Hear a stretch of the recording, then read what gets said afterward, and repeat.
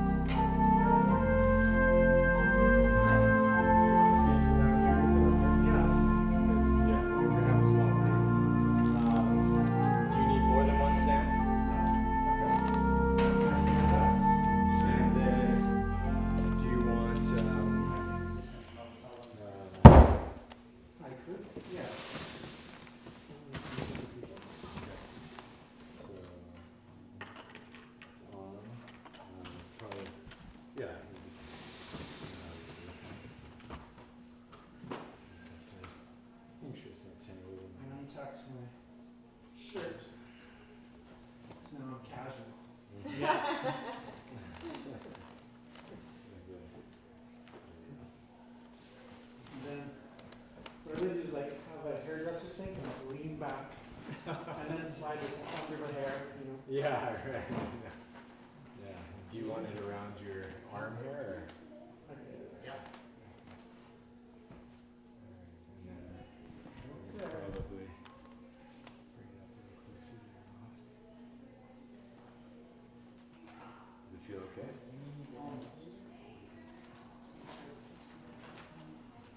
Not completely tangled. Yeah. Okay, that should do it. I haven't turned it on yet. So. What? So, I'll come down and I'll say a prayer and then we can start.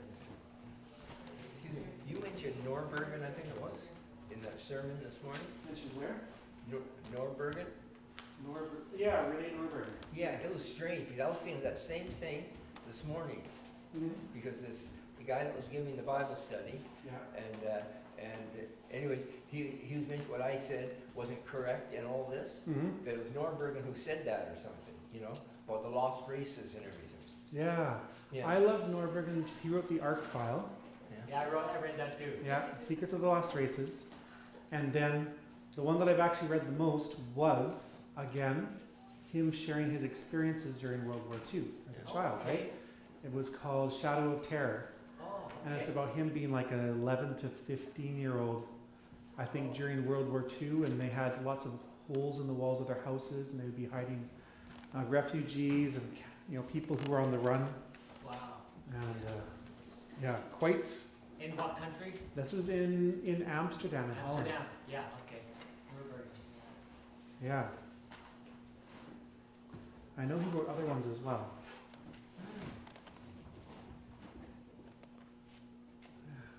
Is he gone now, Norbergen? It's a good question. I was going to say, let me Google that, but I don't have the internet here. Oh, and I left my cell phone downstairs, didn't I? All right. Those are two reasons. For some reason it's not working. Had you tried this earlier today? No, I haven't tried it. Hello, hello? Yeah, it's working. Okay. Is your cell phone on the table? It is on the table, yeah. I'll turn it up a little bit. Okay. I can also speak louder. I can use my teacher voice. Yeah. Missed you today. All right, well, we All are... right, guys, ear pods out. Side conversations to a minimum. No, Is that what you have to tell your students? only about 15 times a class. I tell them, if you're talking amongst yourselves, it has to be in Newchalk. Yeah. All right, let's start with just one verse of a song, and we can just sing it a cappella. This is number 516, All the Way. And then I'll say a prayer, and then we'll turn the time over to Dale. So let's go ahead and sing. All the way my Savior leads me, what have I to ask beside? Can I doubt His tender mercies, who through life has been my guide? Heavenly peace, divinest comfort, here by faith in Him to dwell. For I know whate'er befall me, Jesus doeth all things well. For I know whate'er befall me, Jesus doeth all things well. All right, let's pray. Father in heaven, I just want to thank you that we have this opportunity to continue to learn, to reflect, and to grow closer to you and to one another. And I just thank you for the experiences that you have given to Dale and the opportunities he has had to help bring healing and restoration in the communities and circles that he is a part of. And we're thankful, Lord, that he is able to be here with us. I pray that you would teach us the things we need to know and help us, Lord, to live those out. Help us to be transformed. I pray that you'd bless Dale in a special way right now as he shares. In Jesus' name we pray. Amen. Amen. Thank you, Dale. Oh. Well, I'm feeling kind of preoccupied because I have a friend just messaged me and said, I am not okay. And whenever I get those messages, suddenly, you just feel heavy and the world zones in. And let's pray for them. Yeah. Yeah. Dear God, I'll ask you to be with Jer and help him to feel your presence and feel okay, and thank you that there's family with him.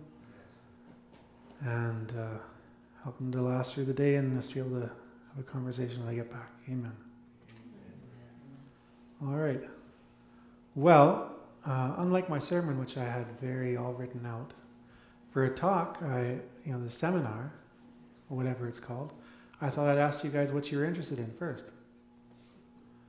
So anything specifically you were interested in from what I had to say, or anything that, or shall I just start in what I'm interested in sharing?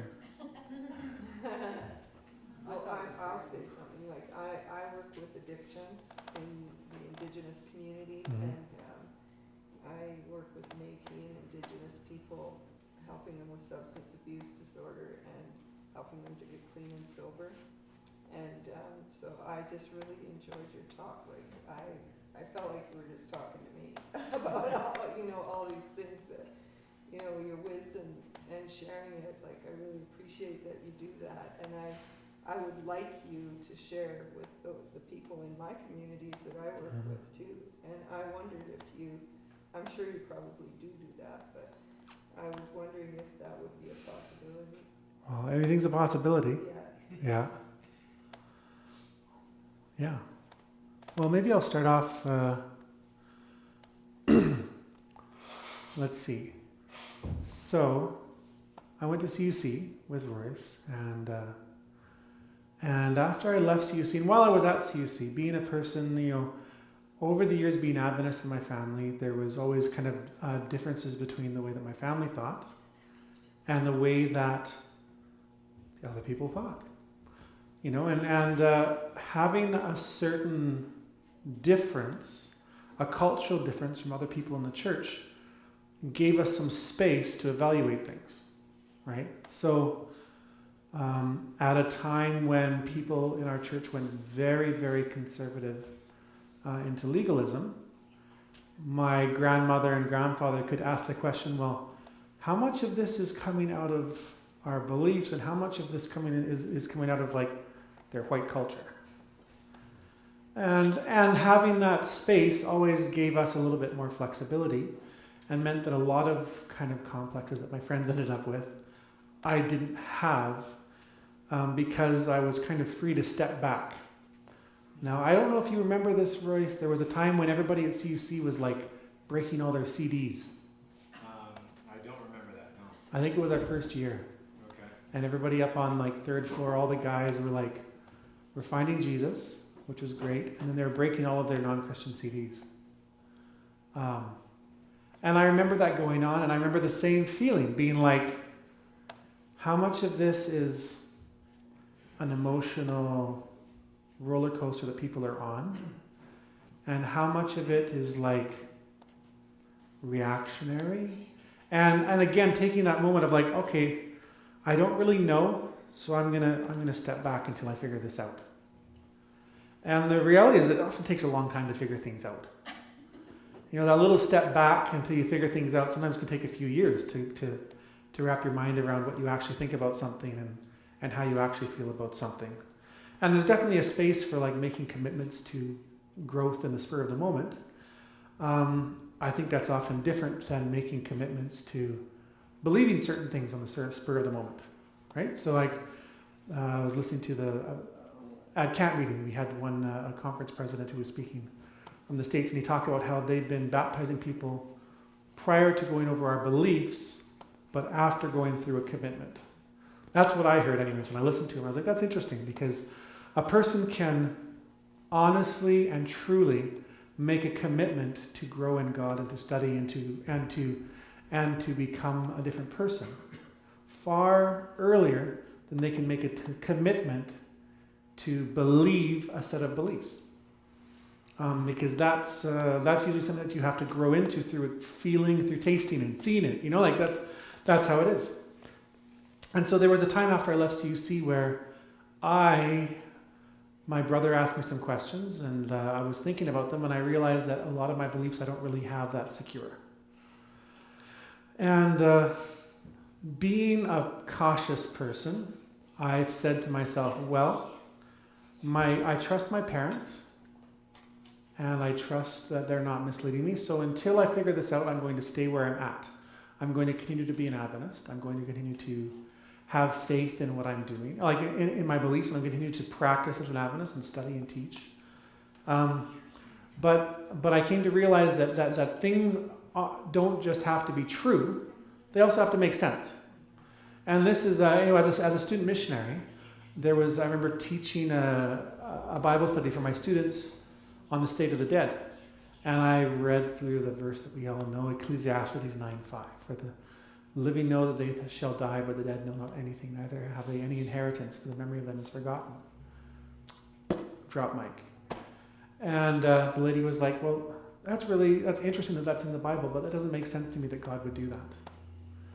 And I was like, what do you mean it doesn't make sense? Like, things have to make sense? But I realized that she was very, very true. You know, it's not enough to tell people what the Bible says. You have to be able to tell people why the Bible says that.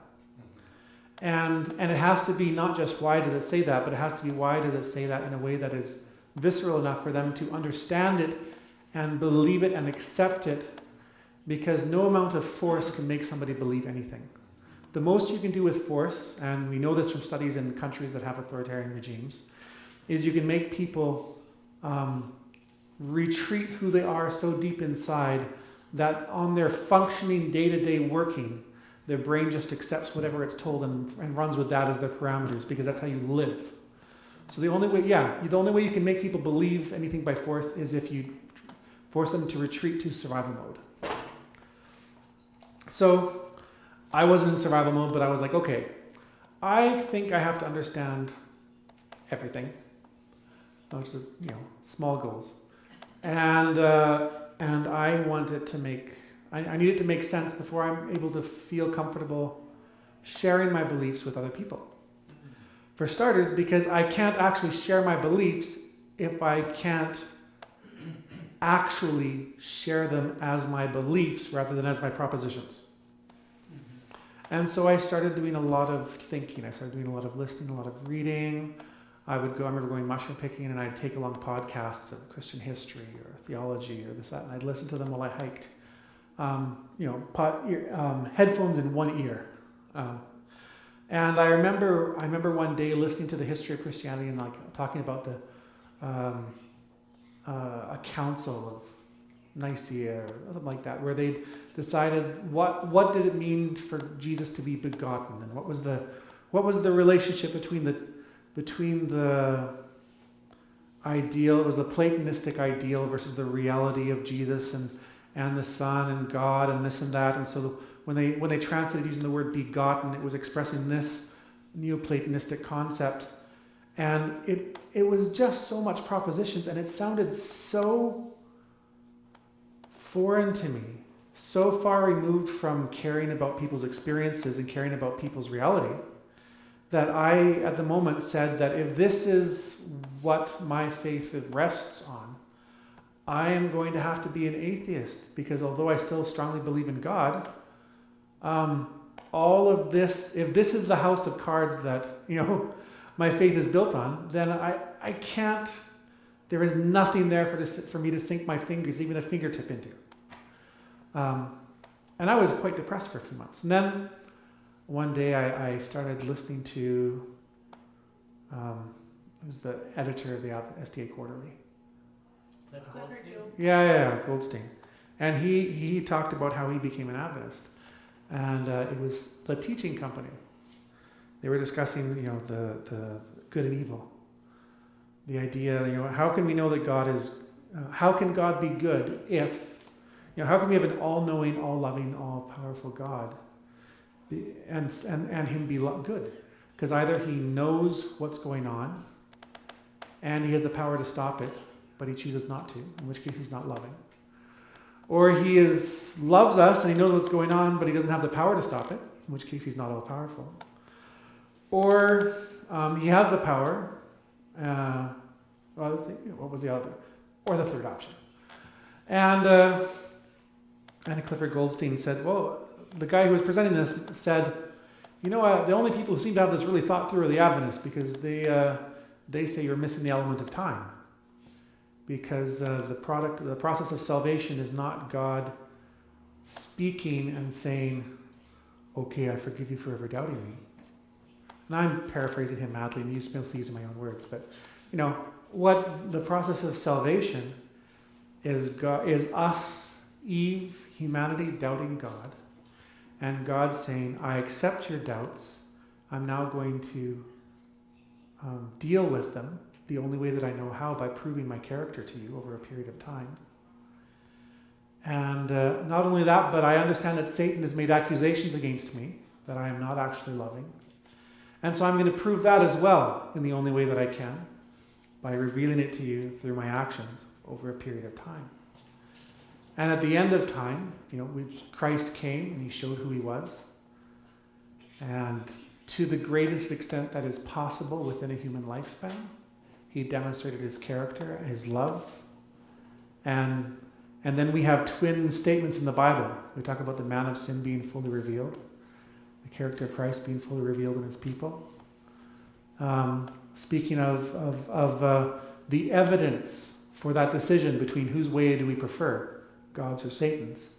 And that evidence is going to be fully revealed. And we come to the end point where every being in the universe can look at the experiences of people, and they don't have to think about which one is right. They know because they've had the experiences, and they know on a way they can stick their fingers into. And you notice that God never tells us what's right and wrong. And I was thinking about this, and I started, after a long period of going through this, I started reading through my Bible again. And I opened up to Genesis 1:1. In the beginning, God created the heavens and the earth was without form and void, and darkness was upon the face of the deep. And God said, let there be light, and there was light.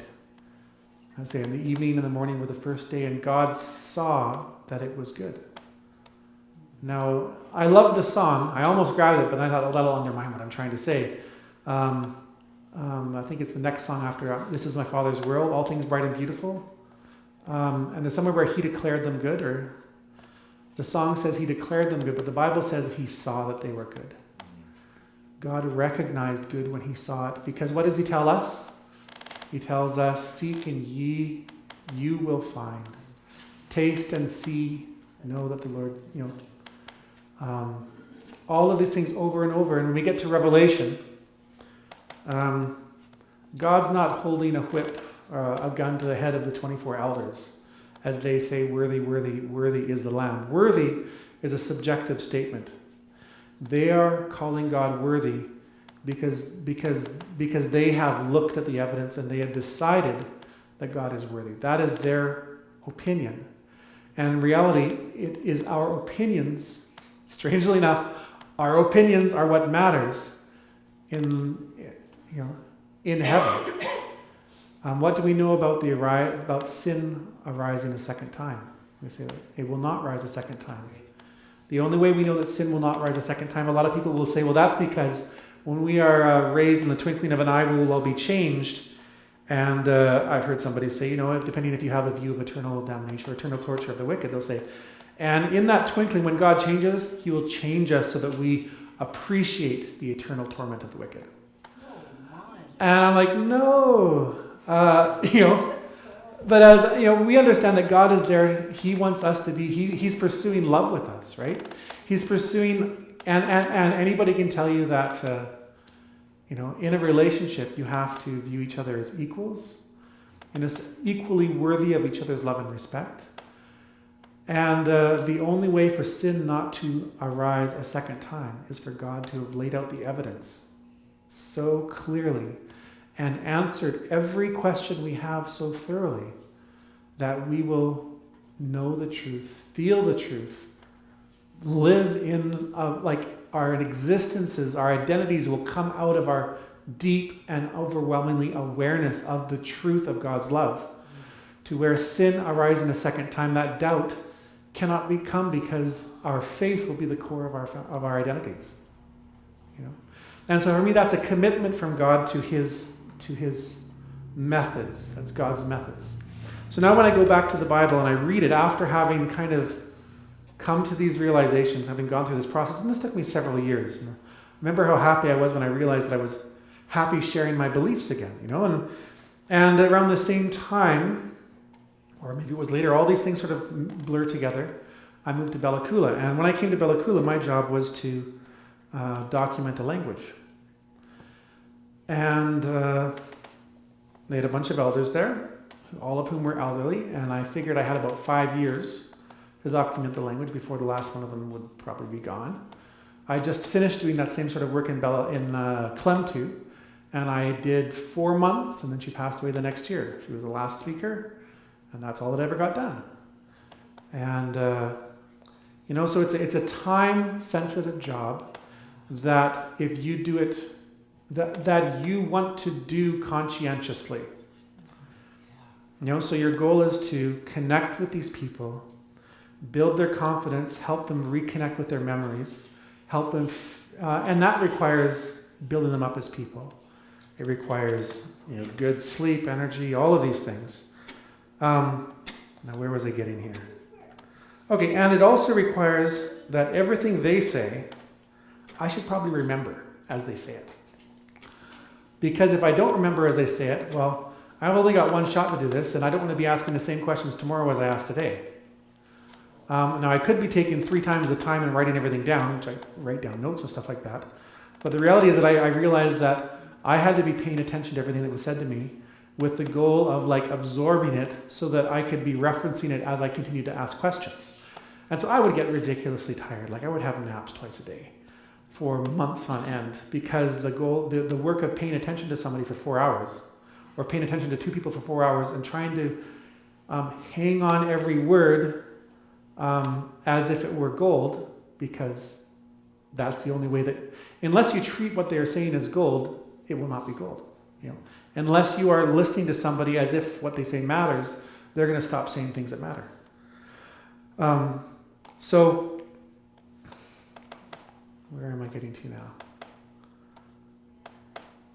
All right, so I felt that in addition to just like learning the words they had, I also should learn their stories and their history, because language, as we all know, the meanings of words comes out of the stories that we learn those words in. That's one of the biggest challenges for translating.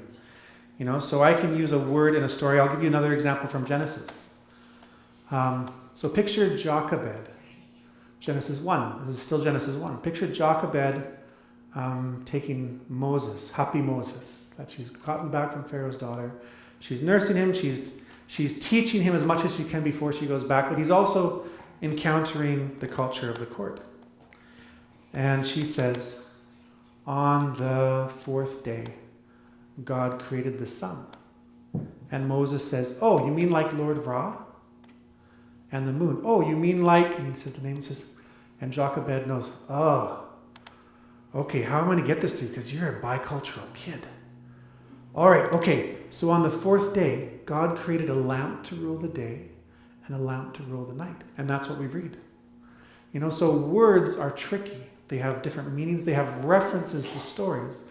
And when I'm interviewing people and they can't remember the meaning of a word, I say, well, when did you hear that word? Oh yeah, were you guys doing this? So what would you say if like this was happening? Oh yeah, I guess that's when we use it. And then, oh, I know a story about someone who does that. Does this ring a bell? It says, oh yeah, that's when they use that word. I remember my grandpa telling me that story. So like this idea of needing to learn all of the stories as well in order to be able to understand the language and put it into proper context.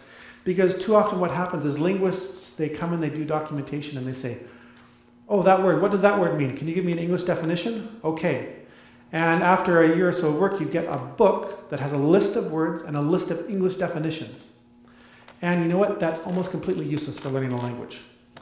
Do you think you could have learned Greek without the Bible?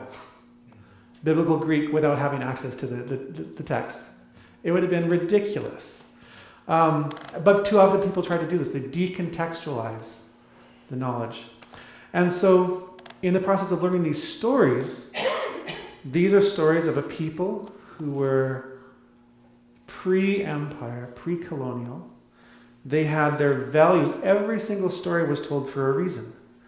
Every single story carried a portion of their culture.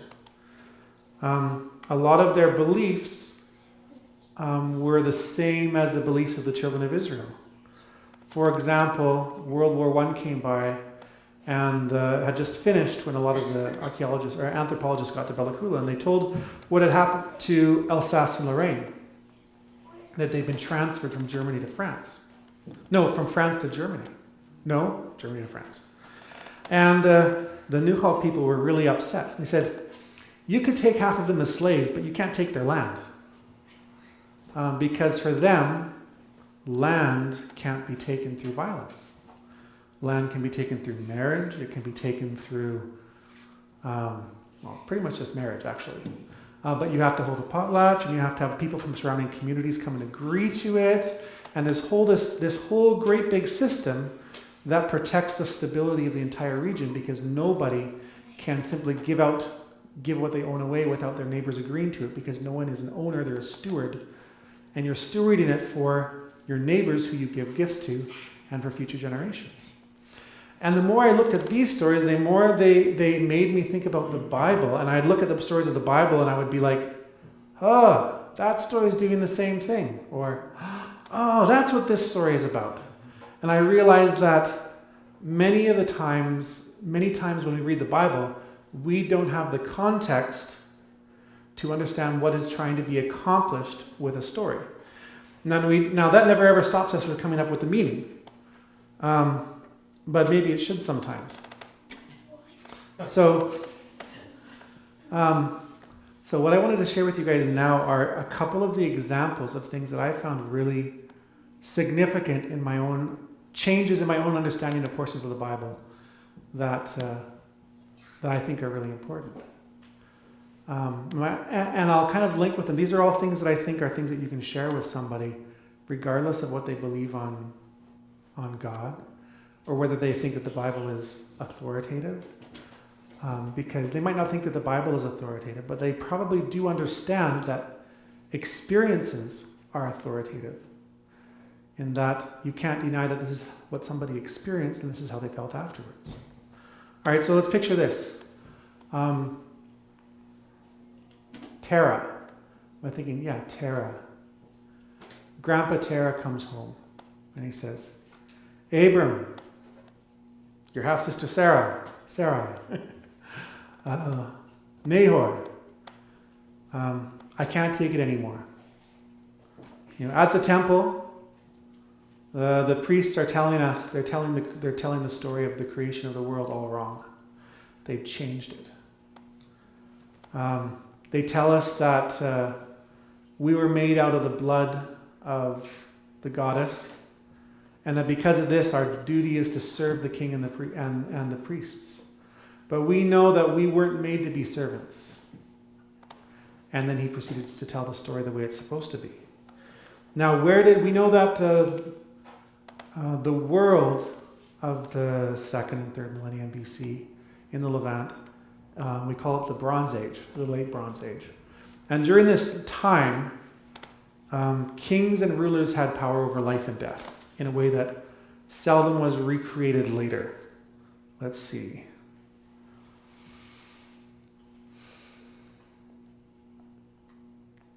No. That's what I'm looking at. Amarna. I'm going to give you guys one letter. I'm just going to pick a letter at random from the Amarna tablets. Let's see. To Pharaoh. All right, so this is a letter from Rib-Hadda to the Pharaoh. Rib-Hadda says to his lord, king of all countries, great king, king of battle, may the lady of Gubla grant power to the king, my lord. I fall at the feet of my lord, my son, 7 times, and 7 times. May the king, the lord, know that Gubla, the loyal maidservant of the king, since the days of his ancestors, is safe and sound. That's a pretty stereotypical intro to a letter to Pharaoh. 7 times on my face I fall before you, 7 times on my back I prostrate myself. I'm your servant, I'm your dog, blah, blah, blah. I'm like, oh my goodness, you probably used up like half a tablet of that, but that's how people referred to their kings. And they would send their children off to marry each other. They would send wealth from Greece to Egypt, from Egypt to the cities of the plain, to Byblos. And the way they lived is that these kings lived in cities. And the cities had satellite cities. And they had garrisons of soldiers in these satellite cities. And around every city, which would have like ramparts, one of the reasons why the Holy Land has no trees is because 3,000 years ago, they cut down all their forests in order to use them to melt limestone so they could build they could build big, those sloping walls at the base of their cities. So it was a way of establishing power and protection. So 100 guys with bows could control a large population. And that's what they did.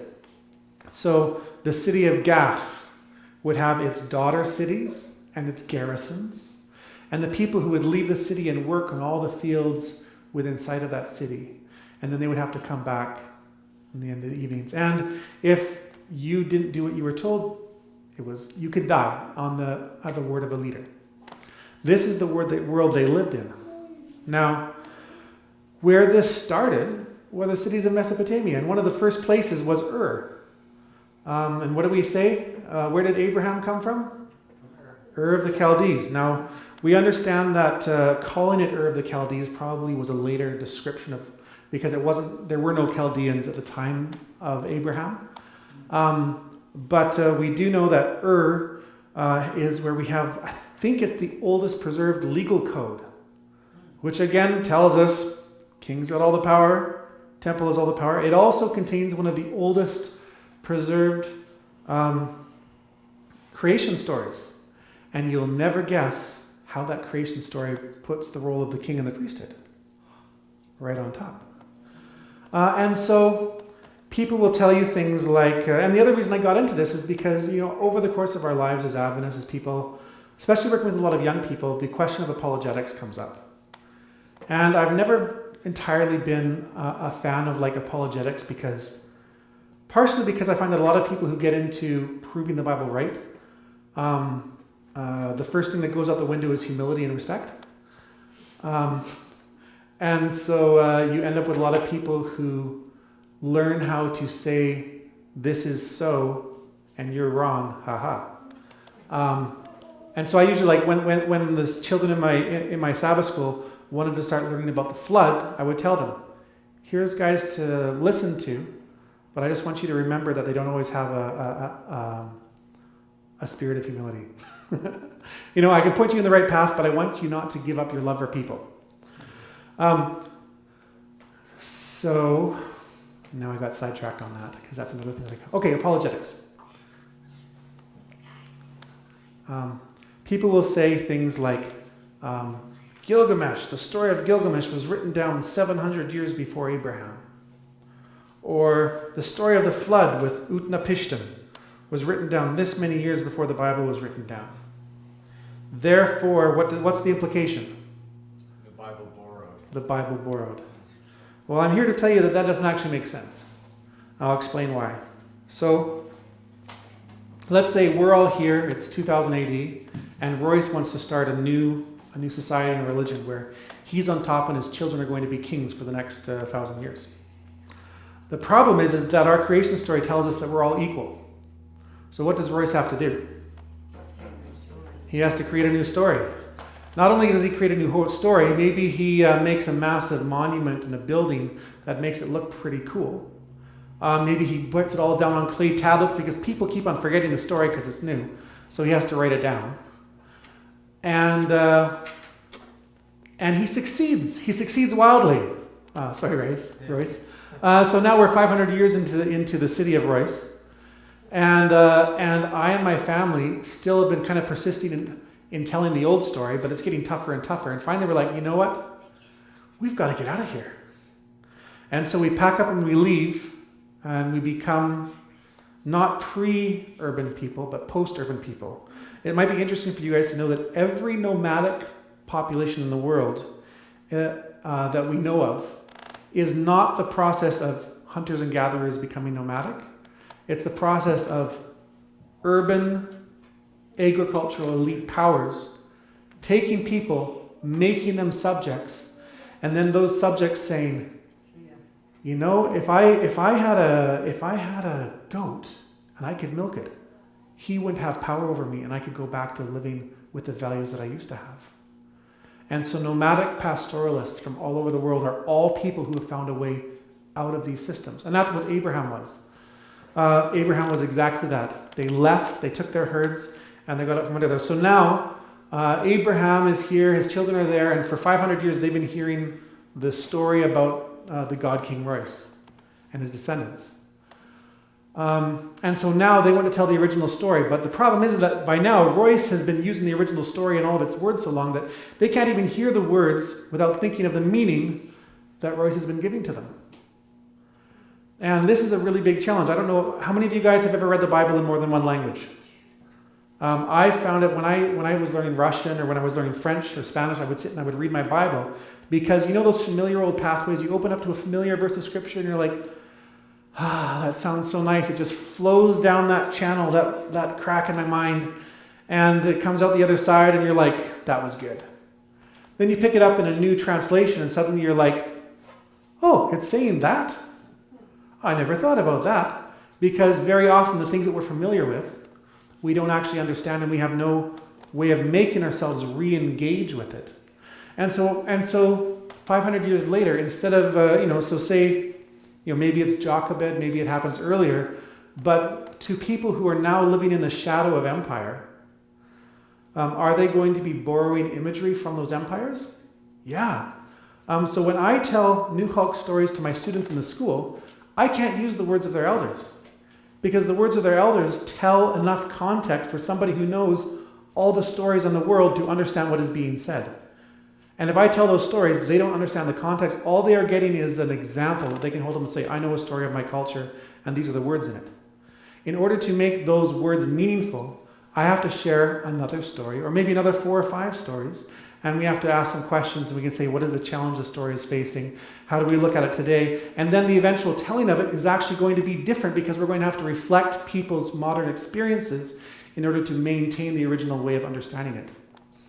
And so when we read through Genesis 1, like I said, and God created a lamp to rule the day and a lesser lamp to rule the night. When it says, and the Spirit of God moved upon the dark face of the deep, and then it talks about God creating, like there's words in there that are explicitly referring to Babylonian and Assyrian creation myths. And not because we borrowed from them, but because if you don't engage with the things that people already know, you're not going to be able to help them develop the true understanding. Does that make sense? If you don't give enough context, they're going to default to what they already know. And if what they already know is that God is an abusive father, then that's where they're going to go. And your story is never going to change them. So the words that people use in the Bible is often very, very carefully chosen. But the second question is, that story that Moses wrote down, maybe what he was shared with by Jochebed, maybe influenced by that, but within that wrestling of meanings, which story was closer to the original? The story that Moses was telling, with all of those references and all of those complexities, or the simple story of Gilgamesh? The reality is that the complex story is the one that's able to preserve the original meaning. And when you look up, like, what do people believe the original Mesopotamian creation myths were, it's not. They're much different. They think, they basically, scholars will say, we think that all of these things were added in by these king people as they were trying to establish their way of life. So that's just one thing. All right, so now let me give you another story. One of the really important questions I ask when I'm telling stories to kids is like, okay, I have this story written down. Who was that story being told to? That story was being told to a grown man that this person figured he should be able to take it and adapt it for the context, so I'm just going to give him the bare bones. Or when I have a story, a telling that was done to a woman, I'll be like, oh, this story was told by this elder to this woman who knew that that woman, and this elder knew that that woman had some kids. And so she's telling it to her in a way that she thinks would be appropriate for her to adapt it for her children. And by adapt it, I don't mean change things, I mean draw out the meaning. And then I ask the question, who was Genesis written for? So there's a couple different things to think about this. There's a few things we know about the composition of Genesis. So as Adventists, by and large, we believe that it was written by Moses or by around that time. The books themselves never claim to have been written by Moses, but that's tradition, and we more or less accept that. However, Dr. Herr told me, and he's probably one of the world experts on the language of, on dating texts by the words used in them, right? And by the way in which those words are written and by the grammar. So he would work in archaeological sites and he would say, this pottery shard is written like this letter is formed this way, and this word comes before that word. And if this was at this layer, it would probably be this way, and the letter would be written that way. And if it was at this layer, it would be like this. So he says, and I believe him, that the language of most of the Old Testament is from the time of King Josiah. Now, we actually have the story, I believe, that explains this. It says that they found the book of the law in the temple, and that the people were having a hard time understanding it. So what did they do? They spoke it to them in their language. Now, if Josiah is having the scribes speak the book of the law to them in their language, are they using 900-year-old language, or are they translating it into their language so they can understand it? All right. So this gives me two audiences and two times. So initially we have Moses putting these down, I'm going to say. And who is Moses' audience? Because this is probably the most important thing. Who is Moses' audience? The Israelites coming out of Egypt. The Israelites coming out of Egypt. So they have just been slaves for a number of years. Not a number of generations, because the Bible doesn't say that they were in slavery for 400 years. It says a new king arose and then he made them slaves. But it was long enough for them to have been, when people went away to residential school and they came back after 3 or 4 years totally broken people, we often use the term residential. That's a person who you're like, hey, I see you never fed yourself this morning. And they say, yeah, but in residential school, all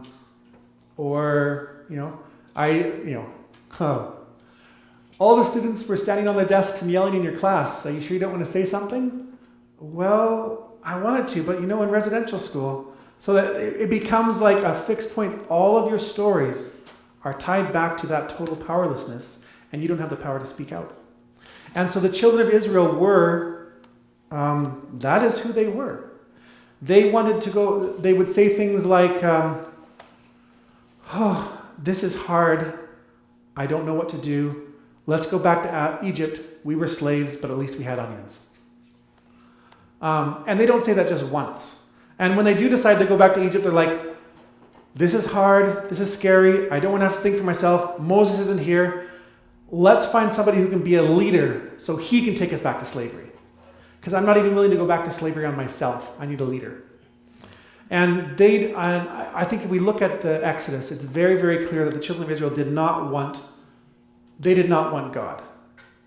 In fact, I would say that if God looked around the planet and said, who are the people who are the most in line with my character and who are the most on their way to being who I want them to be, and he would then look and say, you know what? I know who the worst people are.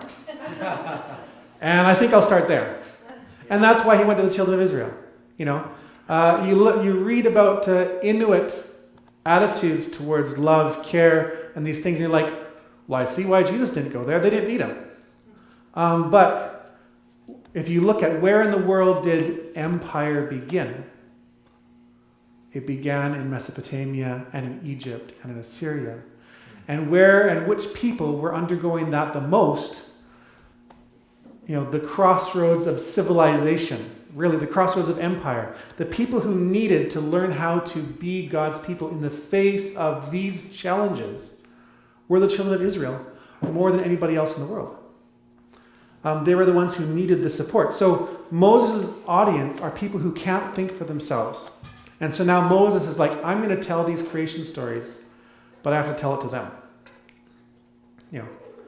And so, I feel what they really wanted God to be, who did the people want God to be? They wanted God to be a new slave master, but a good slave master. I'm sure you guys have, what happens when somebody leaves an abusive spouse?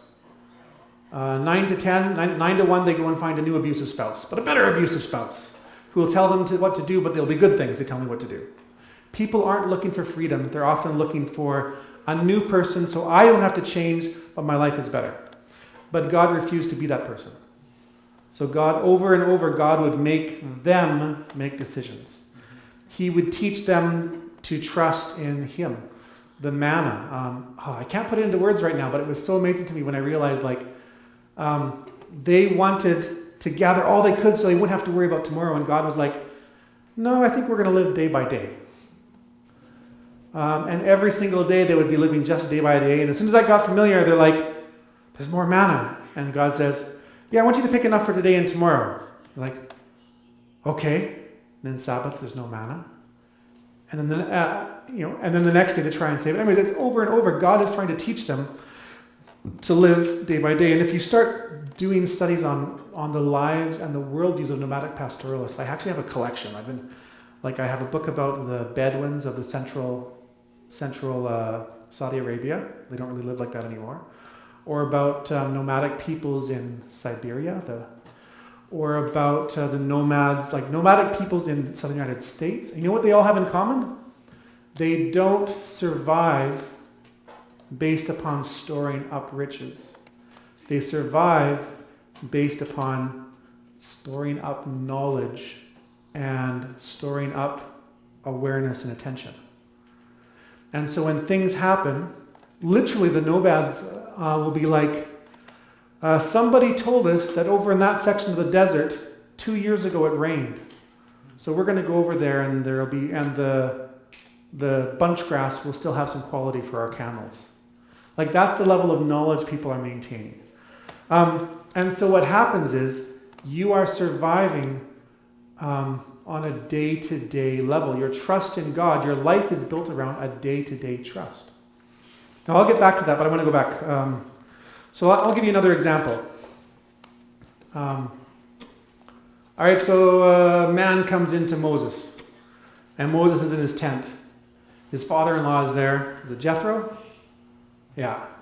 And the guy goes, "Oh, I can't stand my wife. Can I kick her out?" And Moses goes, "What do you think?" He goes, "I want to kick her out." He goes, "No, but what do you think is the right thing to do?"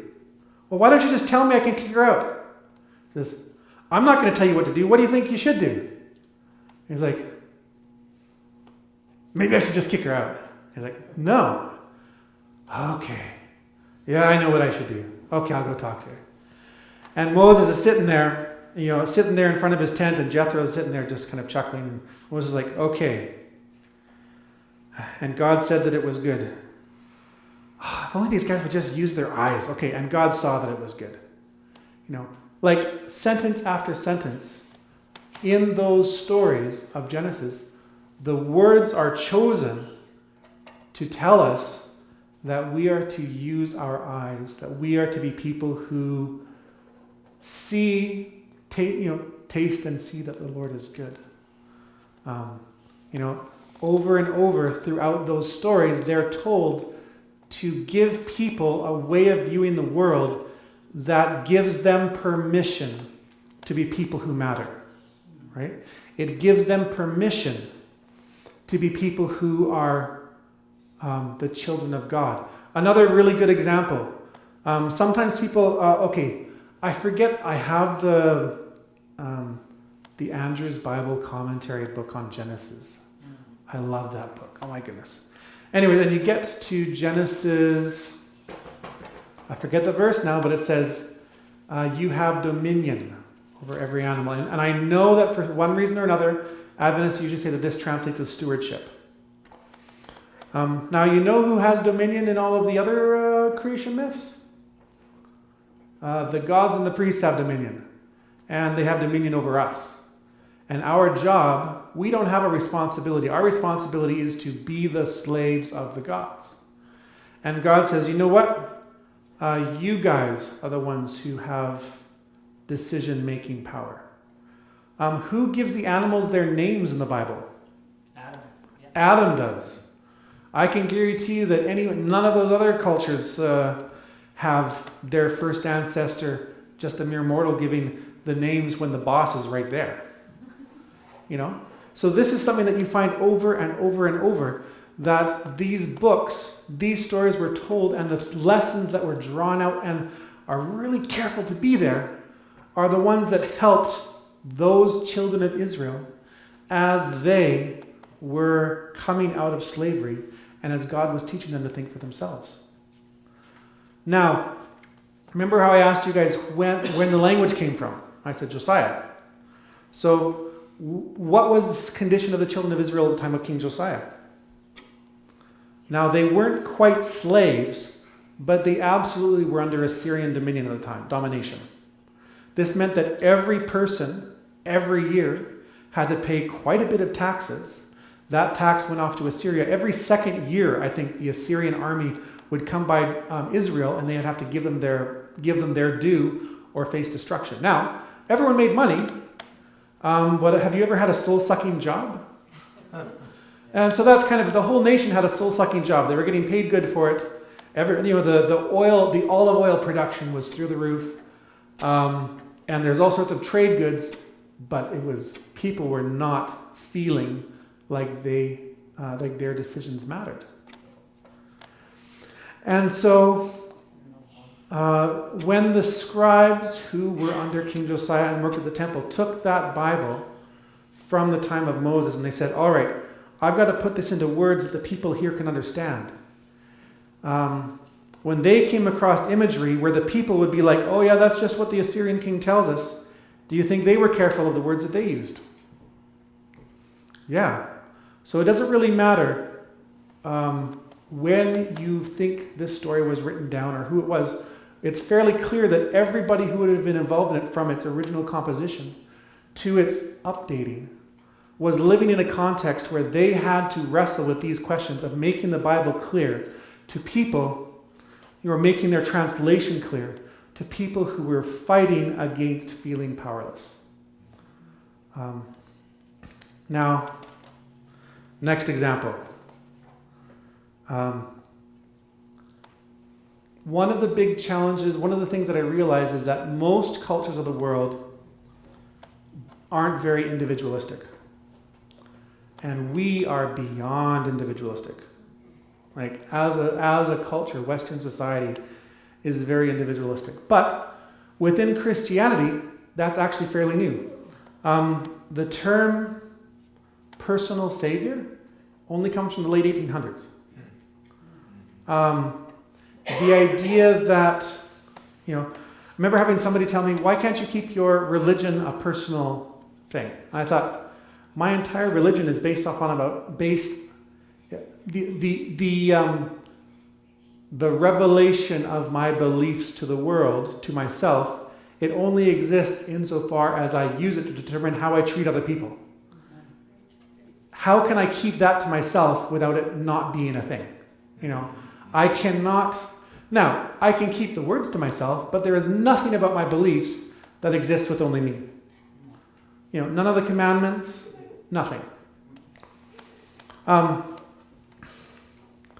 And when we start looking at the Bible, we realize that this question of is the story for me or for my community becomes pretty clear that an awful lot of the Bible was written for community. And not because they were encouraging people to not see themselves as individually worthwhile, but because people really didn't see themselves as separate from their community. Like today when you start reading things about evolutionary biology and they say, this animal behaves in such a way because it wants this to happen and this to happen and this to happen. And my first question is, are you sure that robin knows that it's different from that salamander? Because it lives in relationship with it. And we often have to develop a way of thinking that allows us to be individuals, right? Back at the sermon, I said, one of the markers of civilization is learning how to pretend that I'm not feeling emotions or to hide my emotions. And often we say that, or to pretend that other people don't matter. A lot of lying to ourselves has to happen, and a lot of work has to happen in our society to where we're actually able to ignore the needs of others. Where we're able to, I guess you could say, to commodify people a little bit. Now, it shouldn't surprise us that the Bible was written to people who hadn't done this, and therefore it talks about messages for communities in a way that doesn't always resonate with us today because of what has happened to us. We come to, let's start with the Exodus here. So we're at the Exodus, and the children of Israel have just failed at being the kind of people God thinks are ready to go back and inhabit the Promised Land. And so they're going to go around for another 40 years. 40 years go by, and they're ready to go into the Promised Land. And so they said, all right, we're going to do a few things to get ourselves ready. But what do they not want to happen? They don't want to be slaves again. What leads to slavery? Well, one of the easy ways of putting this is wealth inequality. Wealth inequality leads to slavery eventually, because if somebody has, interest, the existence of interest means that what does money do? Money grows. And if one person has more money, that's the opportunity to get more. And as time goes by, one of the few things that has kind of slowed that down in our countries is things like inheritance tax. So they said wealth inequality is something that we have to find a way of stopping. And we can't let anybody have power over anybody else. Because then what are they going to do if they have that power? They're going to eventually lead to something that will lead us back to slavery. And so we know that they set up a few things. So what happened to the land every 60 years? Was it 60? Yeah. It reverted back. And how do they distribute the land? They sent out people into the land. They surveyed and looked at all of it, and they said, this mountainside is probably good for this many. They must have been fairly skilled shepherds. And this area is pretty lush, maybe it'll be good for so many people here, and this area is there. And they came back and they had an understanding of what the carrying capacity of the entire landscape was. And they said, okay, here's this area is 100 people, here's 100 people, here's 100 people, here's 100 people. Okay, this area is good for this many thousand people. All right, what are our big groups? Okay, you're a big group. How many of you guys are there? All right. You are going to this place that's good for your population. And now I want you guys to divide this up based on your population. And so everybody got their area by lot, it says. So nobody got like a better place or a worse place. And I'll point you back. We have the precedent story for this. What's the story of the opposite decision being made? Abram and Lot. Lot chose the good land. Abraham took the poor land. God blessed them both, but it was not good in its outcome. And so now they're like, we're not going to go that way. We're going to do better. And then say this area doesn't work that well, and you lose your land, but in 60 years you're going to get it back. If you are forced through poverty to sell yourself to somebody else and work for them, how many years? Was it every 7 years or also every 60 years that you become free? 7. Every 7 years you become free. Now what if I'm 65 and I end up having to go work for somebody else? And now I've worked for them, I haven't been saving anything for myself, I'm 72 years old, and they're like, see you later, you're free. And I'm like, no, the Bible says that I can take my ear and nail it to their door, and they are not allowed to, I'm now their slave for life, and I'm their responsibility. So you take on a slave, you're taking on a responsibility that they can force you to. It is a different thing. Now, at this time, we have other things. The question, so you guys know the Mongols. When Genghis Khan and his people started to conquer much of Europe, as they conquered Damascus, as they conquered Baghdad, people who were desert nomads went from being, I've got 10 horses and a family in a yurt, to being, I have the lives of 100,000 people in my hand and I live in an opulent palace. I can lie on my back with people feeding me grapes all day. Now, how many of us have ever stressed about, I'm not sure if my children are having the same experience as I did? Like, I have a steady income and I haven't gone broke yet, and my children don't know what it's like to have to worry about these things. Are they going to make it? A lot of people really want their children to have the same experiences they've had. And I'm quite happy. As my son's gotten older, I've realized that he's turned into a healthy human being without having, it's his own journey. So I know it's okay. But most cultures say, I became the person I am because of these things that happened to me. How do I make sure that my children have the same experiences? So you know what the Mongolians did? All of their kids would be kicked out of the palatial, wealth, and they would sent back to Mongolia for 4 or 5 years to live with the real Mongolians, the nomadic cousins. And there they're going to get our values, they're going to get tough, they're going to, all those things that matter to me, they're going to come back and they're going to be able to maintain the kingdom because they'll have what made us great in the first place. That way we're going to avoid the whole progression of going from conquerors to weak, wealthy people, and then on to, okay. Just checking on my friend. All right. Yeah. So they're not gonna make that transition because we're gonna keep them there. So what did the children of Israel do? I know feast keeping is an interesting topic because it often comes along with questions of do's and don'ts and this like that. So here's another perspective. Every 7th year, we often talk about what were they supposed to do with all their land? It was to lie fallow, and they weren't supposed to grow it. Now, what do you think they were doing during that year? A lot of people believe that during that year, they would take their goats and sheep and they would go back to being nomadic people. So 1 year out of 7, they would go back and live the life that God had given them in the wilderness so as not to lose those values.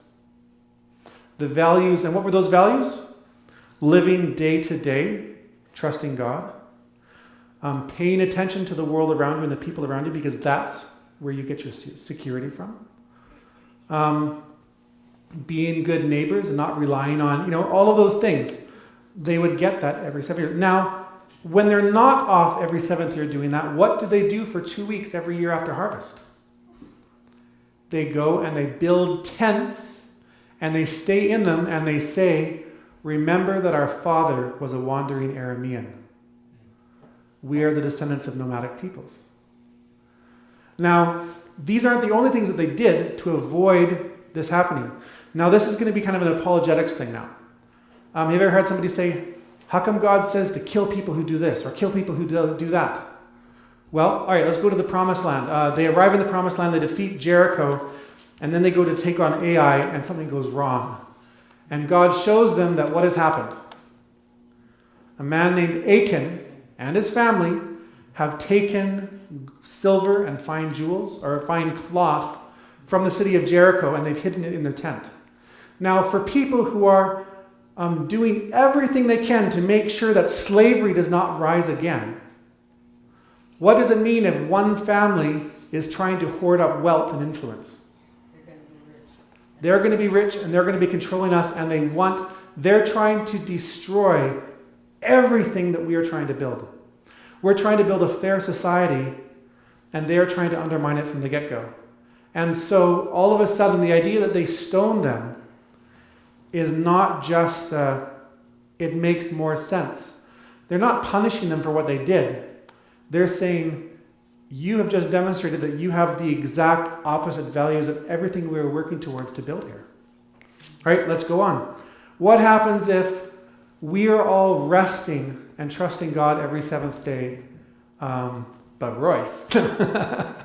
Royce is working like a dog and planting an extra field.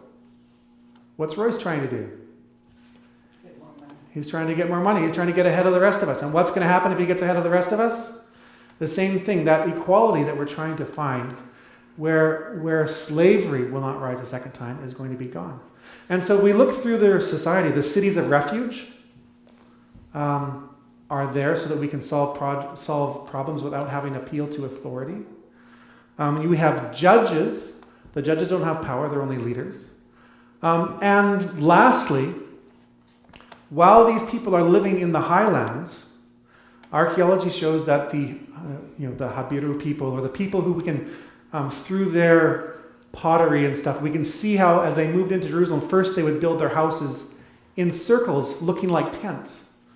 And then they would start to build them, more square houses and things like that. But first their villages looked like tent circles. And while they're living this life and these values in the highlands, down in the lowlands, we have the cities that are controlled by these kings. Now, you know who ruled, this is going to sound crazy, but you know who ruled the promised land when the children of Israel arrived? Egypt. Egypt ruled the whole of the promised land. There were Egyptian soldiers in all the cities. The Pharaoh had his daughters off to marry them, and they would send their daughters back to the leaders of the cities. And in the 1920s, I believe, or it might have been the late 1800s, a pile of letters was discovered in a place called Amarna, which we now know to have been. Have you guys heard of what's his name? Amun-Ra, Amun-Hotep? Amun? He was the king, the pharaoh of Egypt, who chose to become monotheistic, worshiping only the sun. He took everybody away from the cities that were controlled by the other leaders, and he formed a new city in the desert. When he died, I want to say his son, Tutankhamun, yes, took power, but he was probably murdered, so that the priests of the other religions could take power back, and they moved everybody away from that city. Tutankhamun's tomb was lost, and things went back. But out at that abandoned city, we found a pile of bricks, a pile of tablets in a burnt building. And those tablets are letters from the people of the Holy Land, mostly from the area just north of Israel, and they're letters back to Pharaoh. Let's see if I can find a couple here.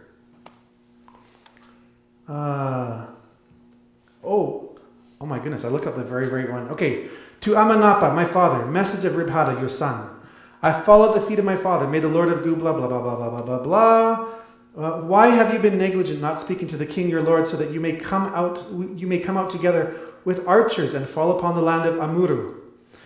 If they hear of archers coming out, they will abandon their cities and desert. Do not you yourself know that the land of Amuru follows the strongest party? Look, they are now being friendly to Abdi Ashirti. What will he do to them? What will he do to them? They are longing day and night for the coming out of the archers, and they say, let us join them. All the mayors long, and the mayors is like the leaders of the cities, long for this to be done to Abdi Asirta. So Abdi Asirta is the leader of a people called the Apiru. If that sounds familiar, it's because it means Hebrew. These are not the children of Israel. I'll be drawing that distinction later. They say, kill your lords and join the Abiru. Come and join us and be free. The mayors say, everyone will do this and all the land will be joined to the Abiru. Report this matter in the presence of the king your lord. And there's letter after letter. All my villages that are in the mountains, Ha'arari, along the sea, have been joined to the Abiru. Left to me are only Gubla and 2 towns. After taking Shigata for himself, Abdi Asirta said to the men of Amira, kill your leader and then you will be like us and at peace. They were won over, following his message, and they are like Abiru. And so this is letter after letter after letter, talking about the Abiru Hebrews coming. Now what's interesting is that the Bible uses the word Hebrew, and we always think of Hebrew. What is a Hebrew? Well, the Hebrew we always think of as being a synonym for Jewish, but it's not. So in these letters, Hebrew seems to mean one of 2 things: mercenaries or people outside the system. So the person inside the system is a person who is maybe the Pharaoh or his servants or his mayors or his soldiers or the townspeople or the slaves. Anybody in that system is a real person. But if somebody is outside the system, well, they are the chaos that Pharaoh is religiously bound to defeat. That's part of the role of a Pharaoh, is to destroy the chaos. Anybody outside of that system is called Abiru. And that means people who aren't obeying and obedient to this system that says, God on top, then kings, then leaders, and you obey or die. Because who are the children of Israel? What are they doing? They're sure not having leaders and God kings. They're setting up a society that is so completely opposite of this that they will kill people for working an extra day a week, because that says that they're trying to make us like those people down that we're trying to fight. And what does the Bible tell us that the children of Israel were told to do with the people of those cities? Kill them. Now imagine this. We're fighting a war of existence, an existential war, because I believe, and all the people with me believe, that we should not be slaves.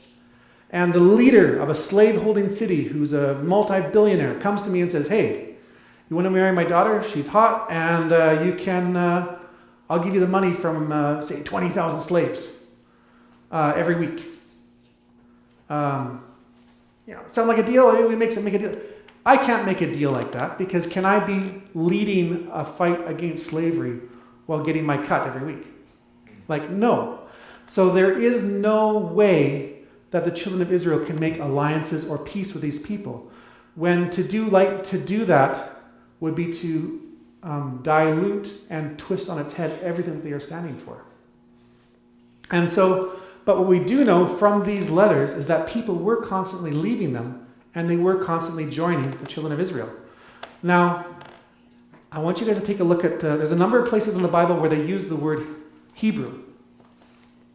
And my favorites are ones that actually show us that the children of Israel were different from the Hebrews. And so you guys know the story of Jonathan and his armor bearer. Yeah. So Jonathan has gone out with his armor bearer, and the Philistines are on the top of one hill, and King Saul and his men are on the other hill, the ones he still has. And they're like, if God is with us, we're going to go up and we're going to go see what happens. If they tell us to wait, and we'll come down, we'll wait. And if they tell us come up, well, then we'll come up to them. And I think, does he then say God will give them into our hand? I'm not sure if he says that. So they go up, and the Philistines cried out, "Oh, you Hebrews who hide in the mountains, will you ever come out and fight?" So Hebrew is like a pejorative. Usually when we read it, it's the Philistines calling the children of Israel. And the next line is one of my favorites. It says, "And the Hebrews who were with the Philistines joined with the children of Israel who were with Jonathan.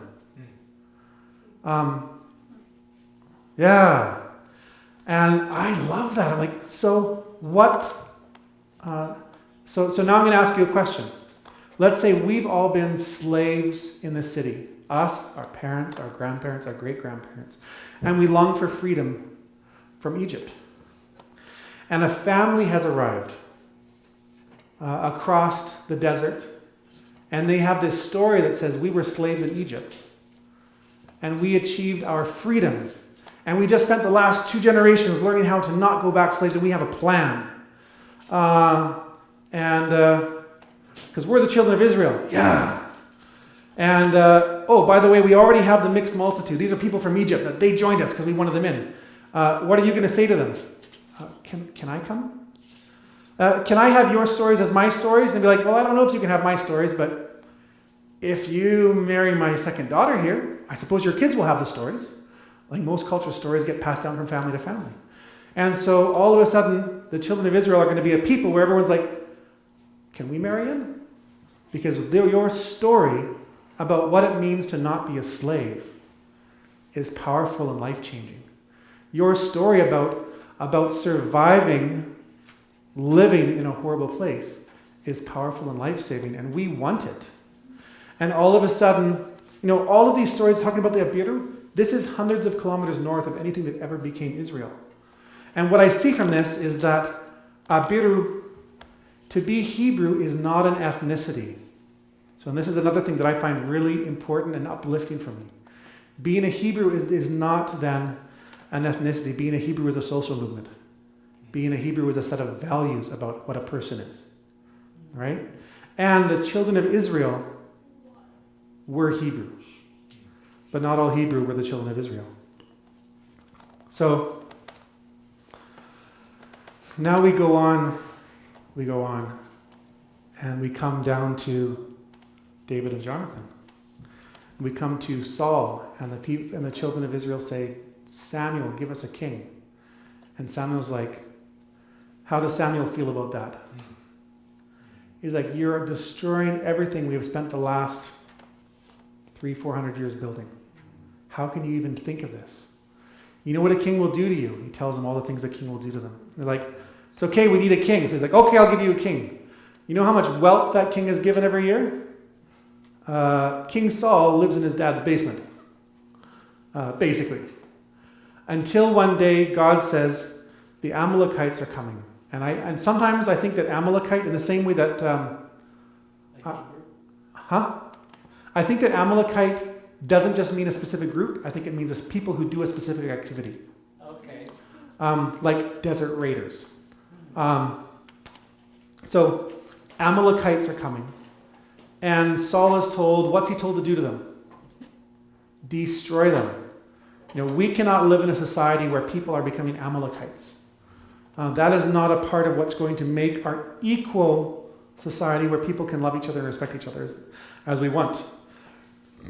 And so Saul gathers the people from all the nation, from all of the state of Israel. He's already done this once before, when the people from way up north across the Jordan were like, they're going to pluck out our eyes. And he grabs everybody and they travel to the very farthest part of anywhere that anyone could even imagine might be part of Israel. And they save the day. It's an amazing thing that he does to build a sense of common identity. Anyways, he goes out and they attack the Amalekites and they destroy them. But instead of killing everything, instead of destroying every sheep and goat and camel and burning everything that they capture and not taking any slaves, what do? Yeah, they bring it back. And who brings it back? Saul brings all of it back. And then he says, you can have these sheep to pay your sacrifice to God. And I know you have this obligation, so you can have this to fill your obligation. And you can have this. And he turns himself from being a figurehead living in his dad's basement to being the gift giver and a traditional king of the area where he now has power exactly for all of the reasons that they said he wasn't to have. When he gets back, he hasn't even killed Agag. He's kept him alive because at that time, you know what the kings of the old boys club did with their captured enemies? Well, I would hate to actually die if someone captured me, so you can come and eat at my table. Maybe I'll, I want to feel like a big guy. So he's going to be one of the guys he's going to have his captured king at his table. And Samuel shows up, and Samuel is like, everything we have fought for is gone. Our whole project since the Exodus has been destroyed and upended. And Saul says, could you just come and bless the whole thing? And Samuel is mad. Samuel takes a knife, and he takes this king, and he says, everybody watch me. And he cuts the guy to pieces in front of everybody. Which, if you ask me, is about as strong a statement as you could make to say that this is not what we stand for. And then he curses Saul, and he leaves and never speaks to him again. Now, Saul is, there's something else that Saul does during this. All of a sudden, with Saul giving out gifts to all these people, suddenly the motivation for going out and doing these things is no longer to protect our way of life. It's no longer to do things that, it's no longer to save us from threats to our existence. This whole action has now been to take goods from an out group and give it to the in group. And so this, in my mind, is the moment where the Hebrew movement is changing from being a social movement to being an ethnicity of us and them. It happens in that moment that Saul does this. Now, I tell people the reason that Saul and David is such a big chunk of the Bible is because the Bible is wrestling with this, and the people were wrestling with these questions. What does David do? Have you read through the list of David's mighty men? It's very egalitarian, meaning he's got people who are from all of the nations around there, are part of David's men. And he loves them, and it's not strange. If you read, and when David runs away and Saul thinks that somebody has helped him, he says, who here was given wealth by the son of David? Did the son of David give you your positions? Did he give you your wealth? No, it was me. Which is exactly what a king is supposed to say in that place. But David, what happens when someone threatens David's men? He runs off to kill them out of his love for his men. So I think that's why they say he's a man after God's own heart. He's not a man after God's own wisdom, but he's a man after God's own heart because he acts out of too much love for his people. So he's running here and there trying to save people. When he speaks, he's talking about his love for his people. He's talking about his responsibilities. And David is set up as the exact opposite of Saul in all of his motivations. And when he becomes a king, the power still gets to him, and he still makes mistakes. And we have that transition when he decides he too is going to be like a king. And then he repents, but the damage has been done. Now, I can go on and on like this for hours. I'm just going to give you guys some highlights. I don't know how long I should be talking, but that's probably a lot of material already. But as the kings go on and on, what are the children of Israel supposed to do with horses? Are they supposed to have them? No, because horses are a tool of war, a tool of accumulation and wealth. But Solomon has all of his horses, and he has cities full of horses. And he sets out to be every mistake that he could make. We go further down towards the time of Josiah, and we have all the minor prophets. And we start reading them. And who were the Abiru again in these stories? The Abiru were the people outside of the cities calling into them and saying, kill your masters and be free like us. When we get to Amos, Obadiah, Micah, Habakkuk, we read over and over them saying things like, if only the Assyrians would come and destroy us, if only the Babylonians would come and take us captive, then we could get back to being the true children of Israel. I think it's Amos who says, you daughters of Bashan, lying in your walled cities, saying, send us archers to protect us. Everything that the Hebrews were against, the children of Israel have now become under the kingdoms of Judah and Israel. They've become the exact opposite of what they were, and they are now, they literally are the opposite message. And so the prophets say the only thing that can save us is Babylonian captivity. And that's interesting because when you read Bible commentaries, they often say things like, this must have been written after the Babylonian captivity because otherwise they would be saying we want Babylonian captivity because that's just stupid. But when you understand the extent to which their societies have been completely flipped upside down and that their own wealth and power structures, that the prophets, do you think the prophets understood that they'd been flipped upside down? I think so. Because the stories of Genesis, Exodus, Leviticus, Numbers, Deuteronomy, Joshua, Judges, those stories were still there, and they were still very clear as to what they were saying for the people. They were still very clear about what one person is to another person. I always love, I think you might have been in the course when Scarlett talked in the Biblical Lit, where Scarlett talked about the Proverbs 31 woman, is it Proverbs 31 woman? How, she procures a vineyard for her husband through her labors, and we went through and showed how Jezebel fits them all. She gets that vineyard for her husband. Like the kings, and then people get into Babylonian captivity. And all of a sudden, I think I was talking about it earlier, they make it home and they don't know their language. They don't know their culture. Some of them who know that they're priests, because they're Cohenites, but they don't know their lineage. They can't trace their lineage. So they're like, well, if you can't tell us, we can't confirm it for you. So you're out. And so what do? They set about rebuilding their culture. They say, all right, how many of you guys know any of your genealogies? All right, let's get this written down. We're going to figure out how to feel secure that we're all part of the family. And they write their genealogies down. We have them in Ezra and Nehemiah. And then they say, how many of you guys can read Hebrew? A bunch of them raise their hands and say, okay, well, let's start seeing how we're supposed to live. And they start this process. And over the next 490 years, they come up with a variety of ways to do it. But I've met a lot of people who've been coming out of slavery, coming out of the loss of culture, coming out of the loss of Christianity. And when they come back to it, they say, you know what? I don't remember much, and I don't have time to figure out much, but I remember this one thing. I remember this one thing that homosexuality is bad.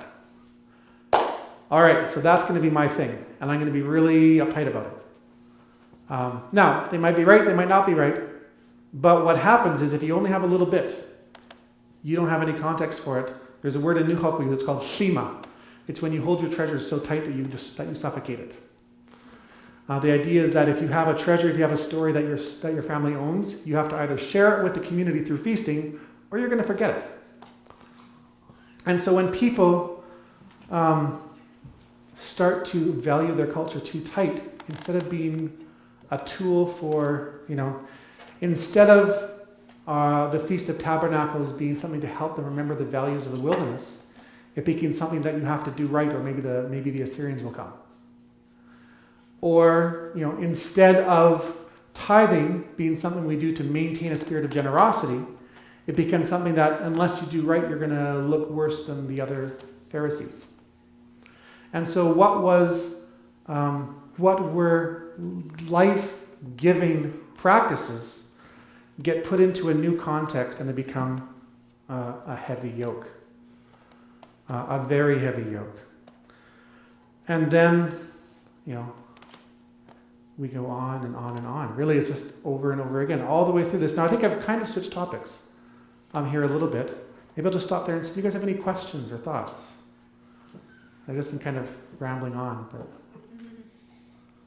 Well, one thing that you said I think is so critical is this idea of this individualism that we've come into, and everything is just about the choices I make and how it essentially affects me. Even the choice I make, to accept Jesus, and trying to broaden our understanding to realize that we need to help each other grow spiritually. That saying, "No man is an island," I think fits perfectly with the idea of what the Bible teaches about spiritual growth and transformation. Like, no one person is going to get to heaven without the influence and the help and the support of another person. Yeah. I think when we talked to camp meeting, we were discussing the same topic, right? And I was talking about how this idea, our individualism, has allowed us to learn how to be individuals in a church. I've been to churches where the only time I ever saw anybody there was at church. The only time I ever talked to anybody was at church, and we definitely didn't talk during Sabbath school. So you basically show up, you see people, you are seen by people, and you go home and you live your own life. And like I was saying during the sermon, that sort of a community is not going to be attractive to a person who's trying to learn how to deal with their family. Because that sort of a community is not modeling it. That sort of a community is obviously not concerned by those problems. And if we're not concerned by those problems because we've been taught that the most important thing for me to think about is my relationship with Jesus, then we're not going to be developing the capacity as a community to help people who have essentially bigger questions and bigger challenges than what our Christianity is answering. You know? And I'm giving this specific example of child abuse. You know, as a church, you know, in Hazelden, we had a person who abused a number of children in the church. And the question of how to deal with them and keep, you know, for the longest time, they were allowed to attend church and they had to sit with their wife and they had to use the handicapped washroom and they were accompanied there. That lasted for about 15 years. And then at some point, one pastor says, no, they can't come here. They can watch from home because we have a lot of people who are abused by them who don't feel comfortable in our church because of that. Now, this whole process involved people being honest. And the communities that I've been in, we're in situations where 90% of the older people have abused, or 100% were abused and 90% have abused. And you know who holds our culture and our language? Those abusers. I know people who spent years, a woman who spent years working directly with the man who raped her because he was the one who knew the things and could share with her the knowledge that she needed to make a positive difference for the youth. And so she did that, and I know it was not easy. And people who have gone, so, you know, we do things like, all right, we're never going to send one person at a time to work with that elder. But the challenge is that people are scared. Families are scared. So when somebody gets accused of something, they try to hush it up. Because what people are worried about being shunned and kicked out of the community. When, well, some of the things we talk about is, if we could find a way for somebody to say, hey, hello, Salmon Arm Church. I'm a longtime member here, but I just want you guys to know that I've abused some kids, and as a result, I'm no longer going to be working in the children's division. In fact, I might even be working from home, and I'm not going to be involved in these types of ministries. I'm going to be supporting us in this way. And you know what would be good then? All of you guys would say, that's awesome, Dale. I'm so glad you were able to open with this, and we'll hold you to that. And, you know, a way that a person could deal with having done bad things and then not cease to be a person, but instead, you know, to use the term that we use in school, safety plan. But I mean, basically, how do you find a way for people who have done bad things to be rehabilitated, to still have respect as people, yet also not to be put in positions to do those things again? And this is a really big question, because I heard people at camp meeting talk about how, oh, the church is a hospital for sinners. And I would prefer to think, you know, not so much of a hospital as we're all experts to help sinners, but more of like we come together to help each other. But if we're going to be a hospital for sinners, that means we have to be a family and take responsibility for the actions of each other and find ways to live together with sinners in our midst. Right? And a church that is individualistic doesn't have that capacity. And if we don't have the capacity to deal with people who have been hurt that much, then really we've only taken our love about 4 layers into the onion. You know? And furthermore, I don't think one person can do it the whole way in. Really, this is the sort of a thing that a community needs to be able to work on. Because these are problems. Again, these are the problems facing so much of our society. You know, I think that in many areas of Canada, the majority of people have been molested as children. You know, I can tell you that in my school, someone told me they're pretty certain every girl in my school has probably been raped. And ones that I remember, ones that were teaching something, they acted strange to me for a year or two, and I asked their parents, well, they were raped twice last summer. You know, and it's heartbreaking, but it's reality. You know, no amount of protecting people can save them from things happening to them. Unfortunately, all we can figure out is how to be loving and then figure out how to change our community.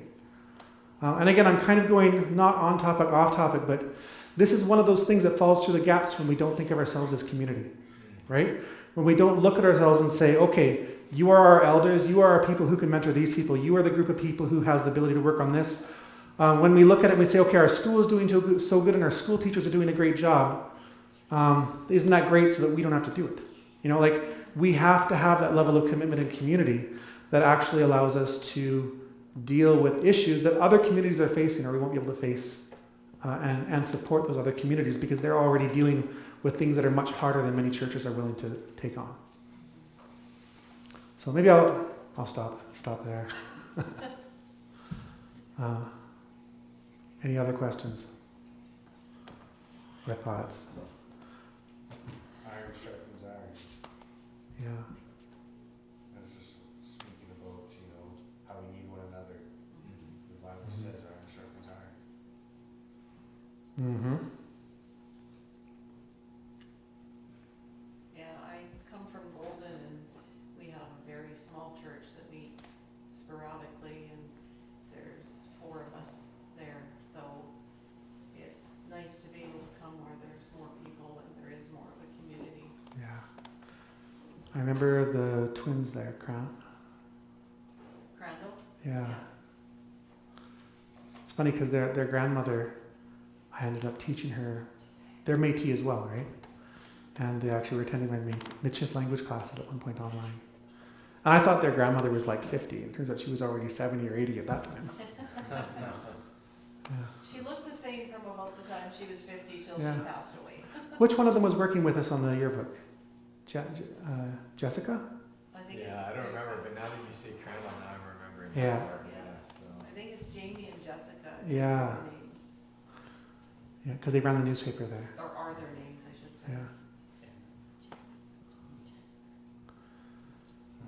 No. Now, someday, I'm hoping to write a book about this because I have a list of about like 40 different sections of the Bible where this all becomes really, really relevant.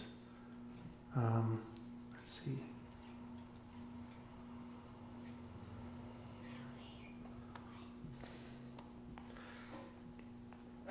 Let's see if there's any really, really fun, easy sections.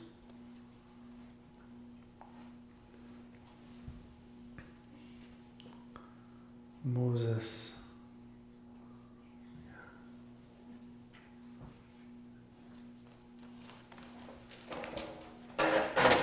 Get back up here.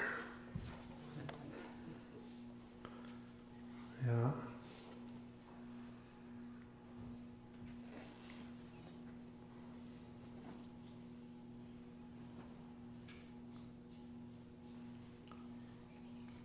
No, questions of belonging are a big one. You know, questions of making other people feel like they belong with us. I think I've actually covered most of what I was looking at here.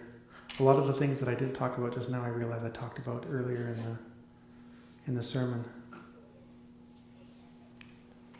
Yeah. I always feel like a good place to end is kind of, remember when Samir Simonovich came to Vancouver and he did a series of meetings for us. And the last meeting that he talked about was about the pearl of great price. And he talked about how the blessings of the Bible are for our communities, not just in the world to come, but that pearl is also in this life. You know, in the healing of the nations. Yes. You know, that pearl is now. And if we stick to ourselves and are good Christians and everything like that, we aren't really getting that pearl, you know, for our children, for our communities. And it's hard too. I know a lot of us come from smaller communities, and at the same time, we also have a hope, don't we? That lets us work even when we're not seeing those results. You know. Oh, bye, back down. You want to close this with prayer? Yeah. All right. Dear God, thank you for giving us each other.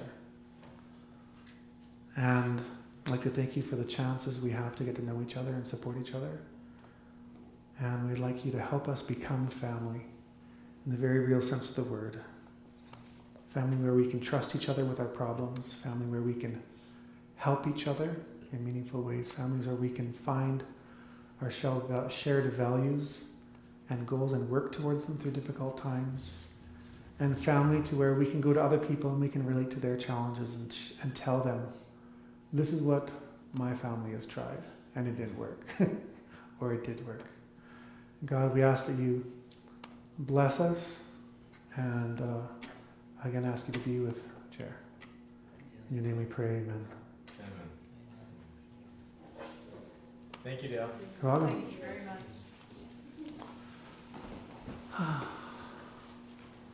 Feels warm here. It is. I'm gonna go shut up.